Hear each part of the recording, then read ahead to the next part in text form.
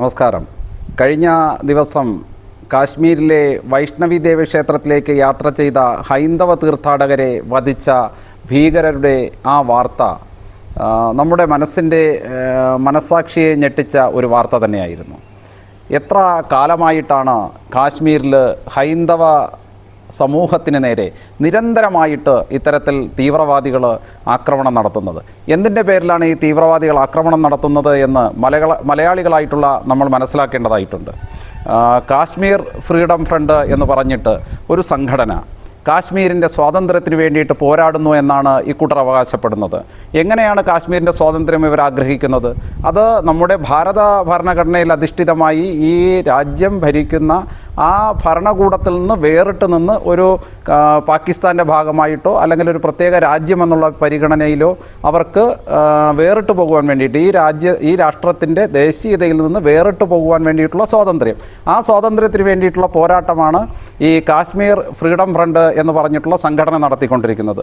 ഇത് കേരളത്തിൽ പ്രവർത്തിച്ച പോപ്പുലർ ഫ്രണ്ടിൻ്റെ മറ്റൊരു പതിപ്പാണ്, അല്ലെങ്കിൽ അൽ ഖ്വയ്ദ, ലഷ്കർ ഇ തൊയ്ബ തുടങ്ങിയ സംഘടനകളുടെ മറ്റൊരു പതിപ്പാണ് എന്ന് നമുക്ക് എല്ലാവർക്കും അറിയാം.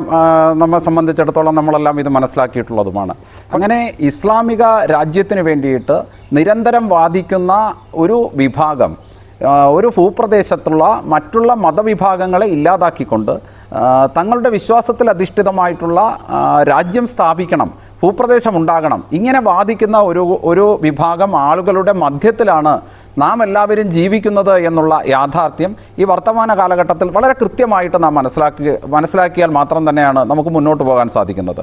ഇന്ന് ജിഹാദികളെ സംബന്ധിച്ചിടത്തോളം, ജിഹാദി ഭീകരവാദികളെ സംബന്ധിച്ചിടത്തോളം മറ്റു അവരുടെ ഭാഷയിൽ കൃത്യമായിട്ട് കാഫറുകളെന്നാണ് പറയുന്നത്, മറ്റു അന്യമതസ്ഥരെ കൊന്നൊടുക്കുവാൻ വേണ്ടിയിട്ട് എത്ര നികൃഷ്ടമായിട്ടുള്ള മാർഗങ്ങളും അവലംബിക്കാം എന്നുള്ള അതിൻ്റെ തെളിവാണ് ക്ഷേത്രത്തിലേക്ക് തീർത്ഥാടനം ചെയ്ത പിഞ്ചു കുഞ്ഞിനെ ഉൾപ്പെടെ, കൊച്ചു കുട്ടിയെ ഉൾപ്പെടെ മനുഷ്യ മനസ്സാക്ഷിയെ ഞെട്ടിക്കുന്ന തരത്തിലുള്ള പൈശാചിക കൊലപാതകം നടത്തുന്നത്.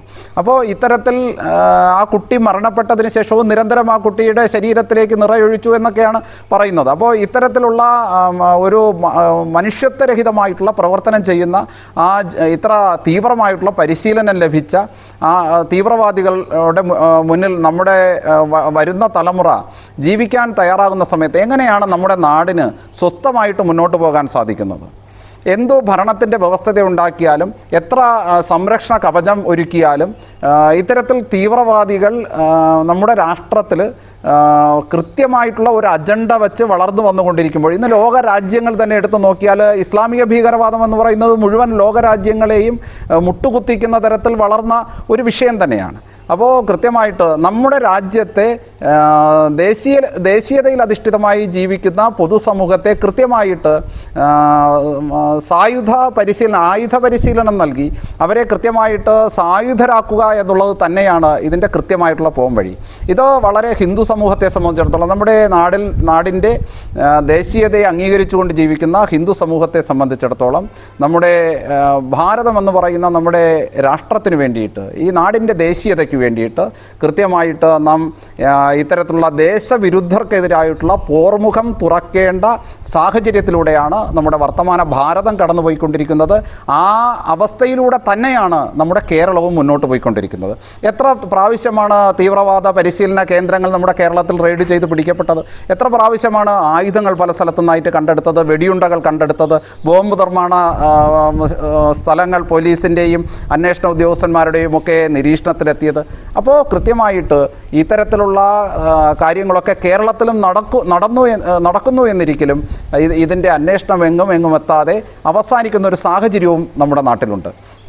അതുകൊണ്ട് മുഴുവൻ ഭാരതത്തിലും ഇന്ന് കൃത്യമായിട്ട് ദേശീയ ജനതയെ ഇത്തരത്തിലുള്ള സാഹചര്യം, ശത്രുരാജ്യങ്ങളുടെ പണം കൈപ്പറ്റിക്കൊണ്ട്, ശത്രുരാജ്യങ്ങളുടെ ആയുധം സ്വീകരിച്ചുകൊണ്ട് ഇവിടുത്തെ ജനതയെ കൊന്നൊടുക്കുവാൻ വേണ്ടിയിട്ട് തയ്യാറാകുമ്പോൾ ആ സാഹചര്യത്തെ മറികടക്കുവാൻ വേണ്ടിയിട്ട് കൃത്യമായി ഈ തീവ്രവാദത്തെ, ഈ ഭീകരതയെ പ്രതിരോധിക്കുവാൻ തയ്യാറാകുന്ന തരത്തിലേക്ക് ഭാരത ജനതയെ മാനസികമായിട്ടും ശാരീരികപരമായിട്ടും തയ്യാറെടുപ്പിക്കുക എന്നുള്ള കൃത്യമായിട്ടുള്ള ലക്ഷ്യം വെച്ചുകൊണ്ട് രാഷ്ട്രീയ ബജറംഗദളിൻ്റെ പ്രവർത്തനം, അതിൻ്റെ പരിശീലനം മുന്നോട്ട് പോകുന്നു എന്നുള്ളതാണ്.